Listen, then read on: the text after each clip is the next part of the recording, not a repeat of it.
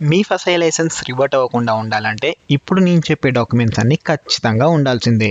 ఈ రీల్ని ఇప్పుడే సేవ్ చేసుకోండి, లేదంటే మిస్ అయిపోతారు. Welcome to day 2 of starting a cloud kitchen in 15 days.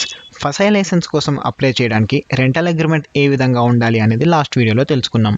దాంతోపాటు ఇంకేమేం కావాలంటే పాన్ కార్డ్తో పాటు ఏదైనా government ID like Aadhaar card, driving licence, passport size photo, electricity bill. ఇక ఇప్పుడు చెప్పబోయే ఈ రెండు మీరు అప్లై చేసే లైసెన్స్ని బట్టి ఎప్పుడు యూస్ అవుతాయో నెక్స్ట్ వీడియోలో చెప్తాం. అవే మినిమం ఒక 2x2 సైజ్ మీ క్లౌడ్ కిచెన్ టైటిల్ ప్రింట్అవుట్ లేదా బ్యానర్, ఇంకోటి వచ్చేసి మీ క్లౌడ్ కిచెన్ ఎంట్రన్స్ ఫొటోస్. వీటన్నిటితో పాటు మీ క్లౌడ్ కిచెన్కి మీరు ఒక నేమ్ ఫిక్స్ అయి ఉండాలి. అండ్ మీ కిచెన్లో ఏమేమి ఐటమ్స్ పెట్టాలనుకుంటున్నారు అనేది కూడా డిసైడ్ అయి ఉండాలి.